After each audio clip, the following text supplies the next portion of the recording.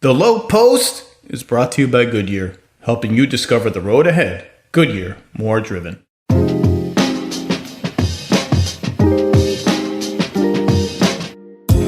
Hello, welcome to the Hoop Collective Lowe Post crossover.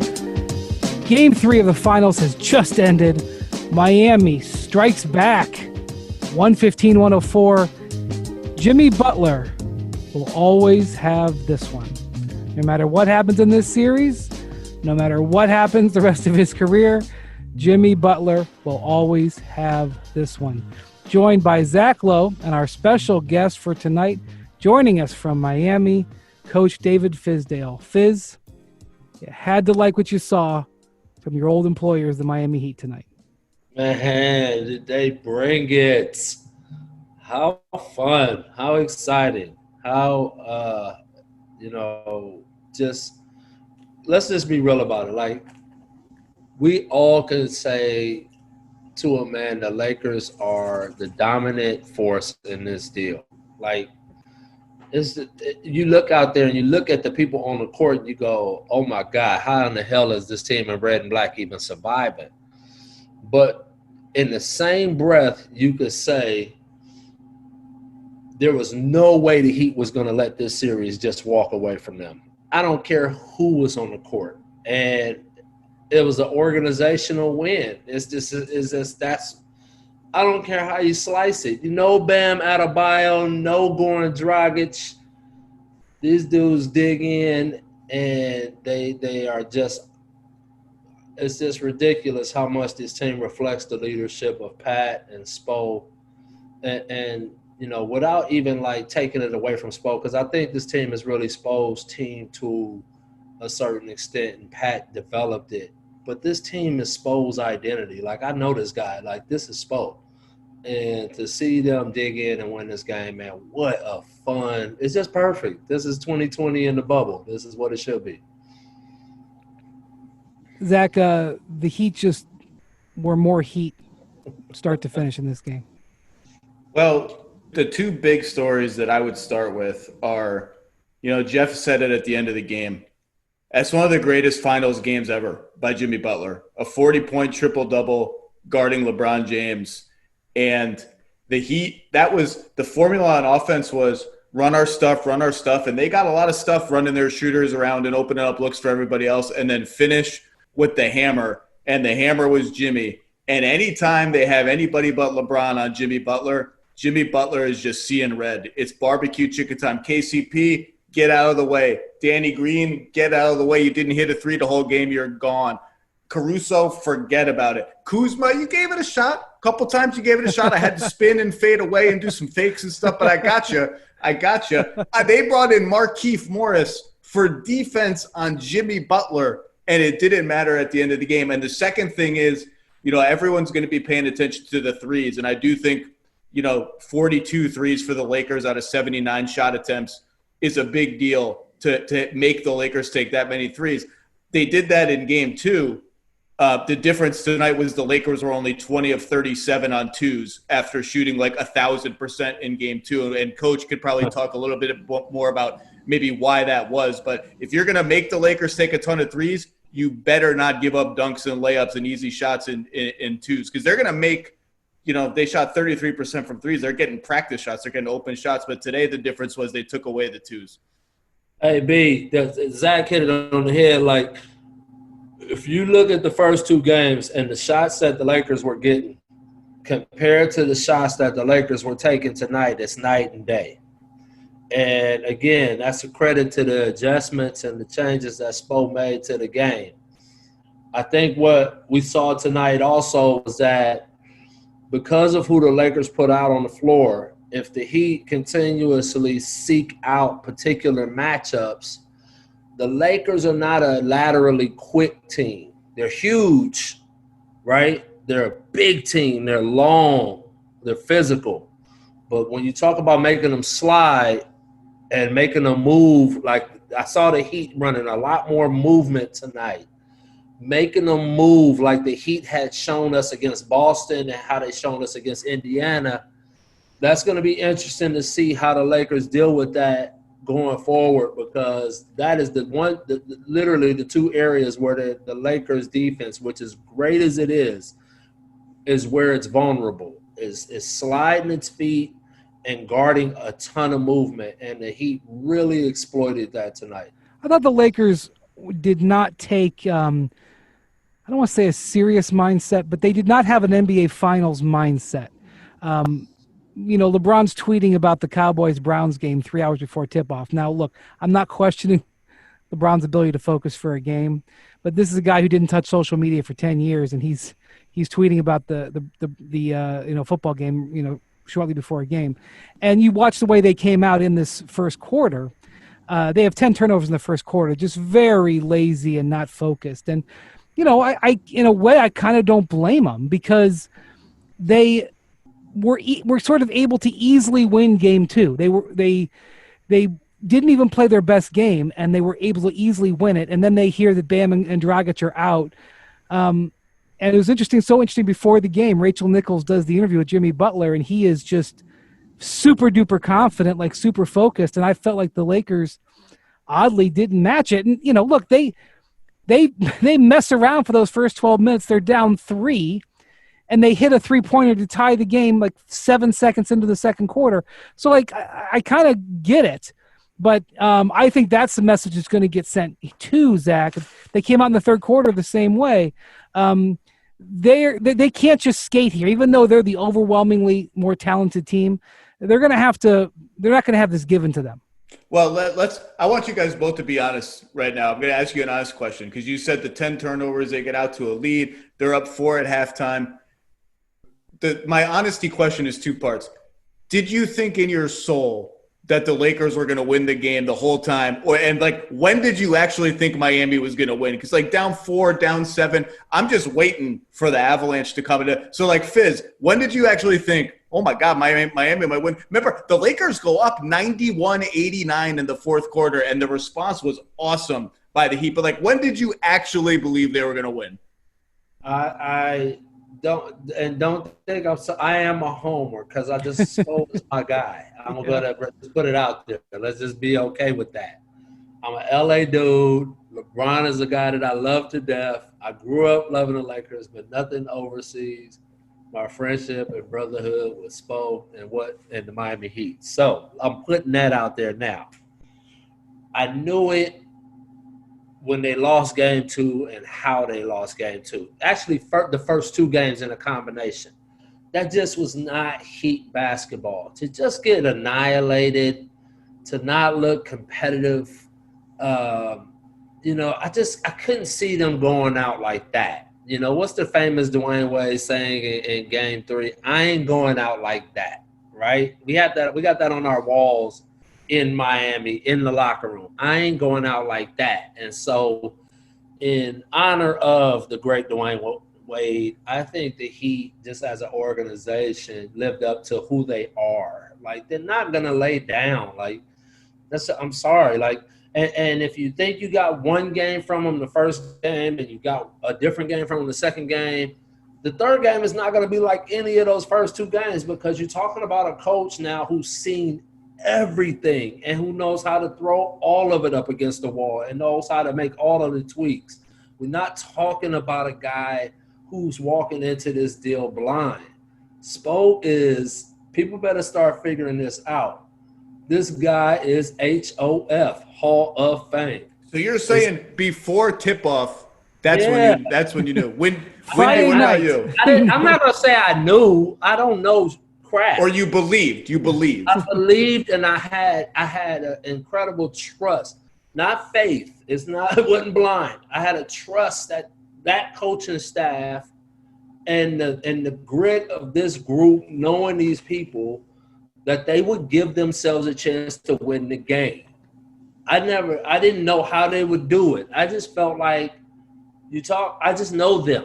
And so this does not surprise me that we're sitting at 2-1 right now. And I'm telling you, the series has changed in a dramatic way from the standpoint of this. Bam Adebayo is out, right? He's a tremendous player. He's an incredible force. The Lakers prepared for this monster. But now with him being out, you've added 2 stretch bigs who add a totally different element of space and game. I can't believe how much Olynyk is giving them. I cannot. I don't know why you're surprised. Kelly's a good offensive player. Surprised. You better recognize the WCC when you see it. Oh boy, here we go. Here we go. Zach Lowe. My thought with Kelly was he's always going to give you something on offense. He's going to give you threes. He's going to give you keepers. I thought LeBron was going to eat him alive whenever he was in the game on defense. Wendy, can you answer my questions, and then I want to answer my own question. When Jimmy had back-to-back baskets to put the lead from 5 to 7 and 7 to 9, and I didn't know for sure until Tyler Hero had that 3-point play. That's what I knew for sure. The Lakers weren't going to win.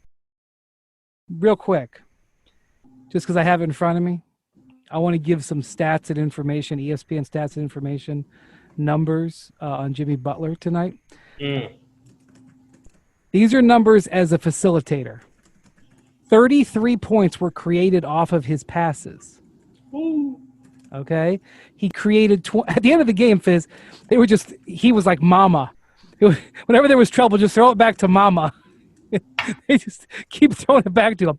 He created 26 assist opportunities, and the Heat shot 13 of 26 on those. 7 of his assist opportunities led to 3-pointers. He had 18 overall. By the way, Duncan Robinson and Tyler Hero missed some really good looks in this game. There's more there. Yes. 10 of the 26 passes that created shots were uncontested, which means he had gotten those guys wide open. He himself, and this is if you watch the game, you saw this.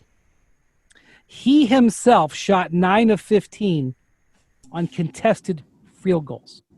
His second most makes the second most makes by anybody in a playoff game since ESPN started tracking it in 2014.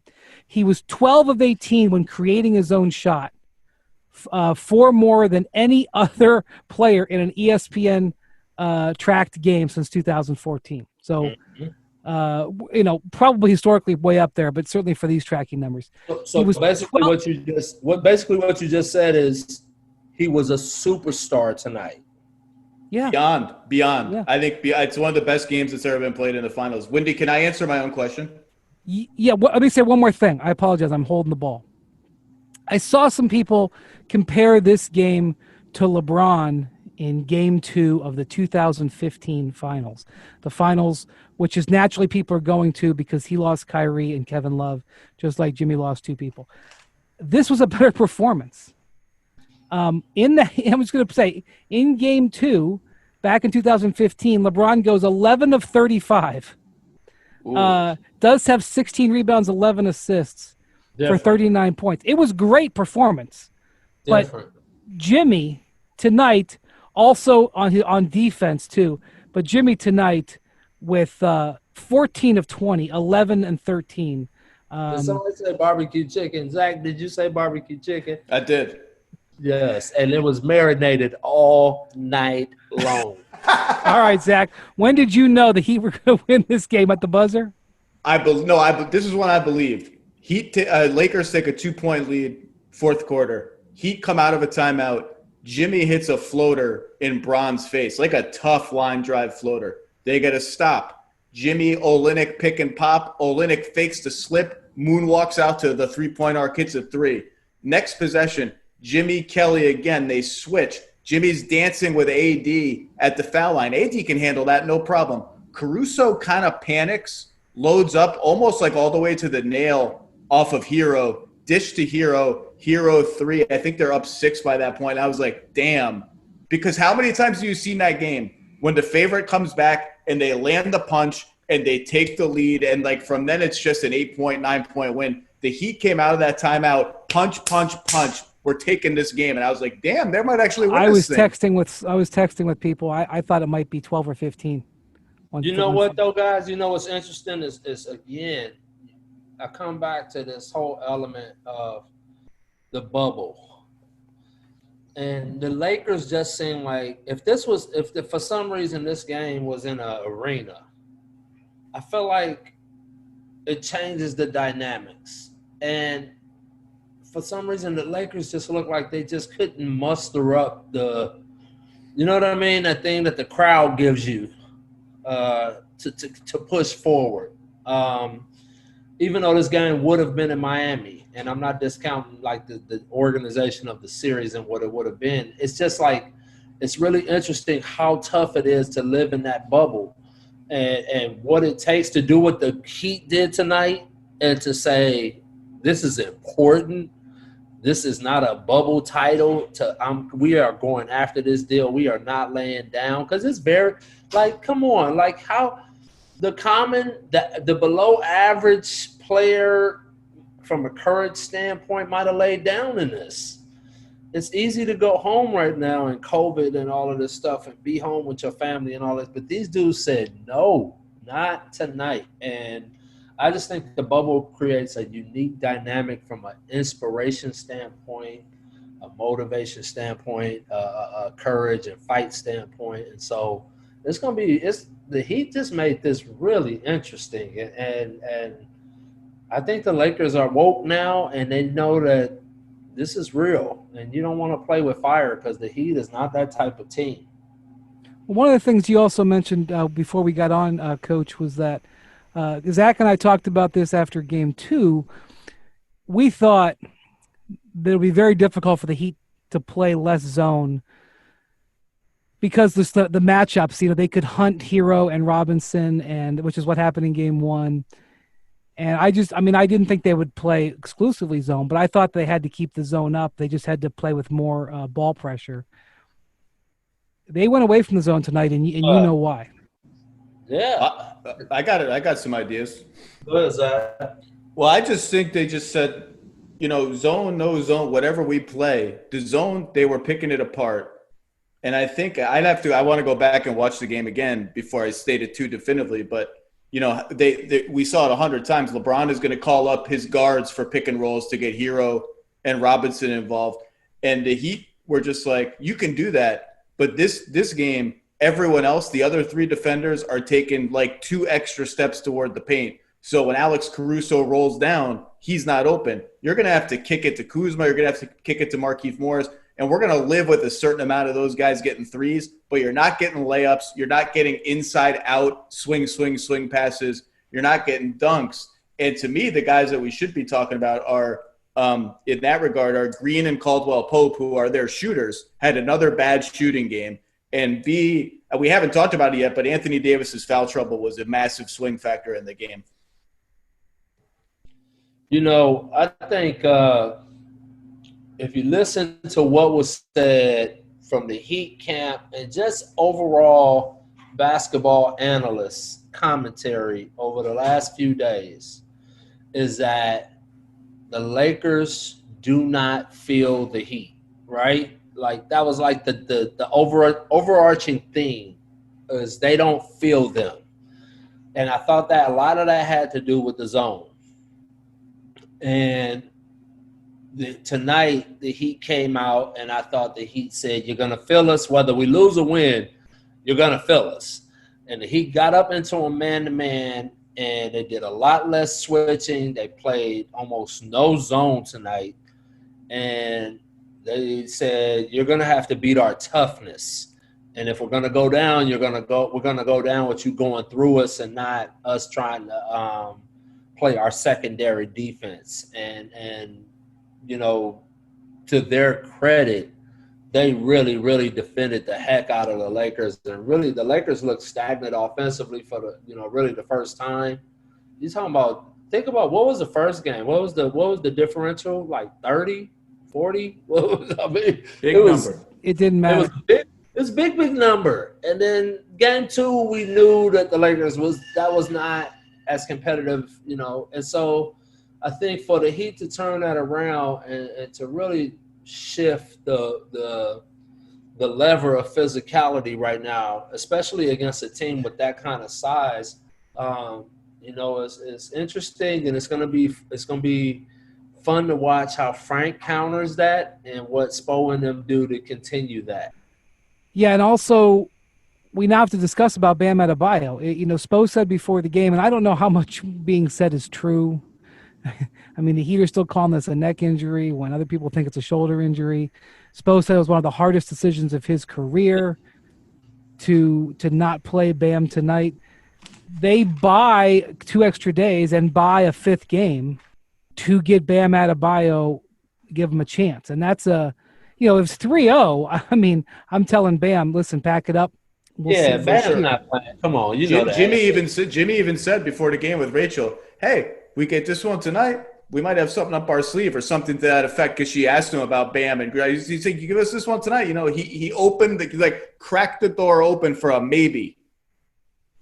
Yeah, I mean, it's a chance, and that's what happens in series. See, people, I don't think we get out to the layers of series too often because, one, you don't want to wish injury on people and you don't want to wish negative stuff. But when you go through series, I've been through so much of this crap with Spo and different teams. Injuries are huge, and recovery is huge in series.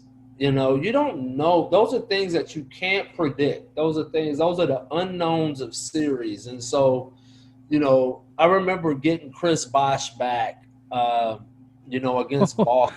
Oh, yeah, game 6, I think. Oh, game man. Game 5, maybe.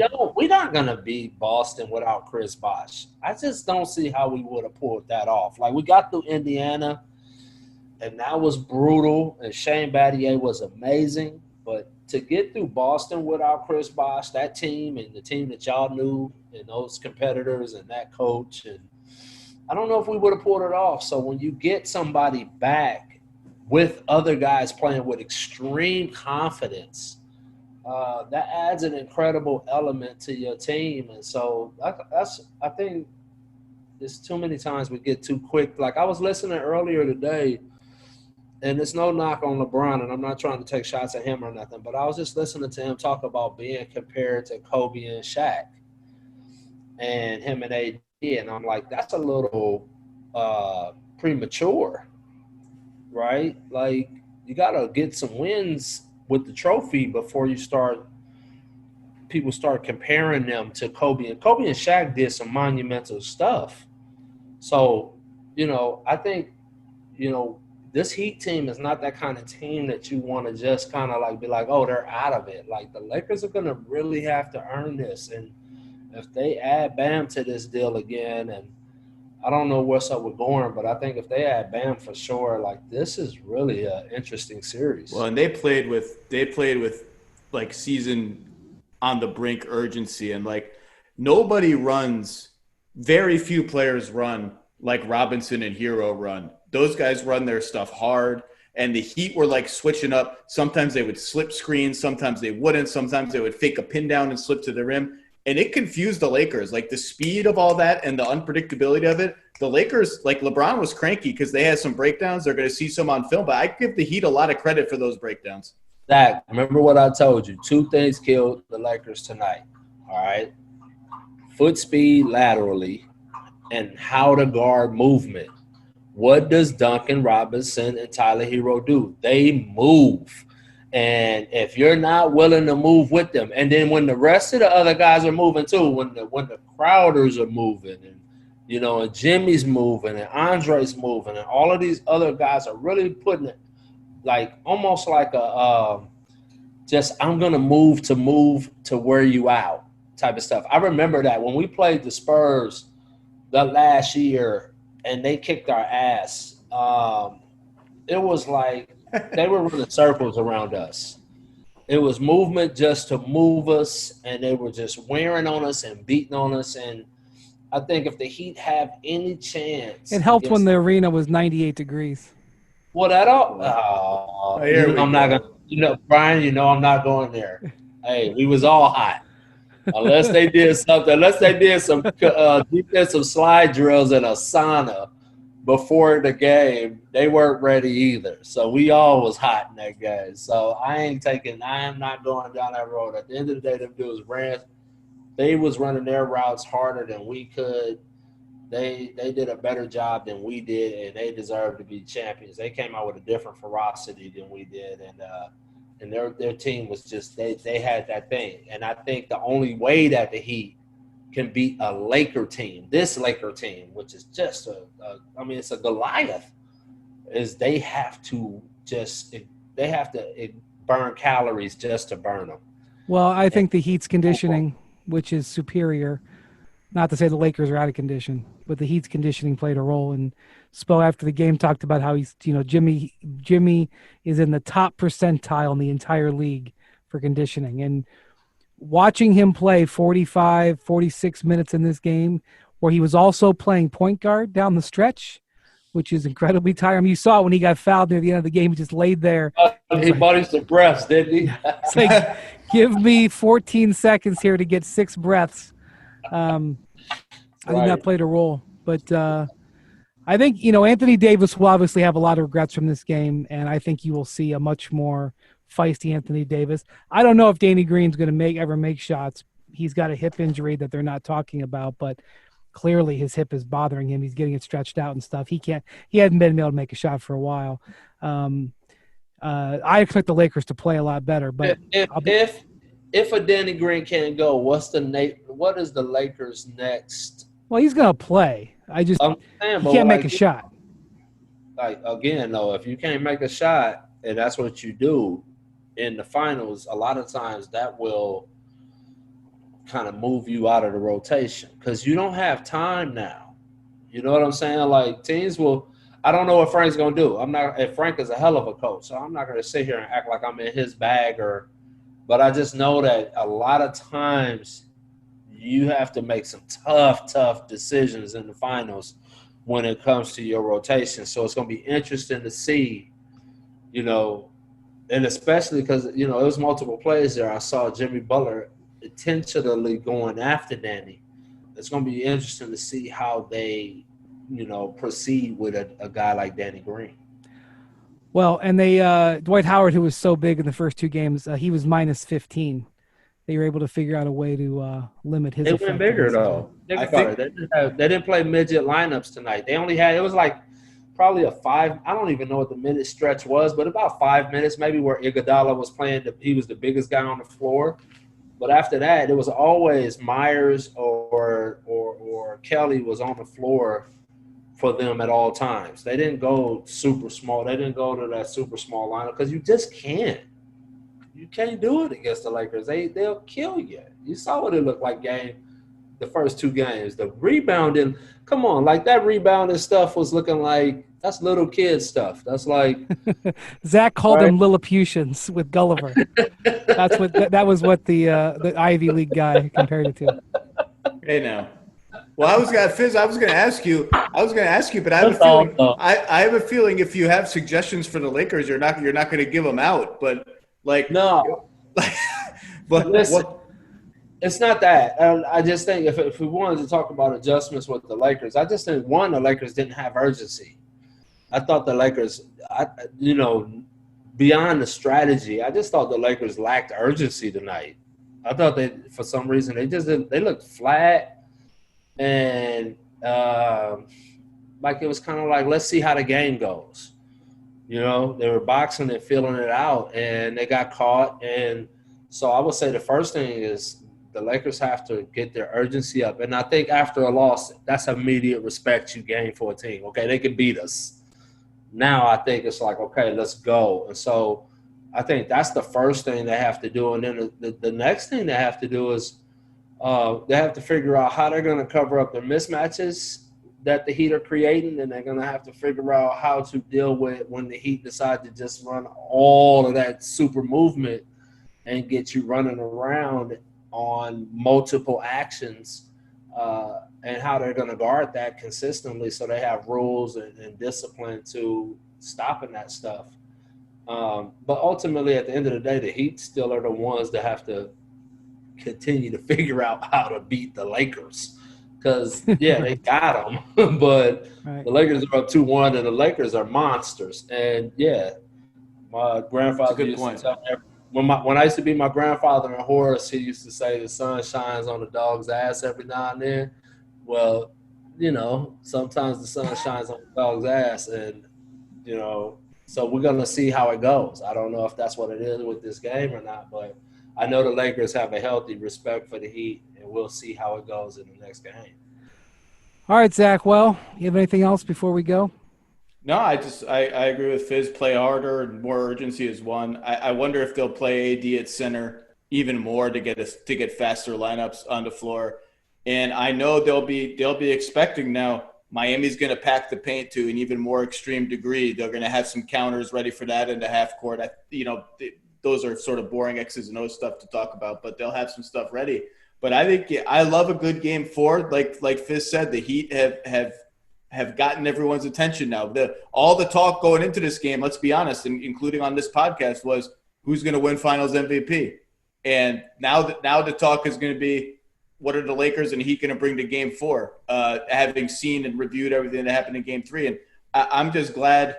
I'm a neutral fan. I just thought a boring injury-riddled finals was going to be such a letdown after how great the bubble has been and how long we waited. And I'm glad for at least 48 hours here. We get some drama. We get some suspense. We get to think about strategic basketball. I'm excited. The Lakers have continually impressed me as these playoffs have gone on. They have shown that they are a championship team to me. I've been very impressed.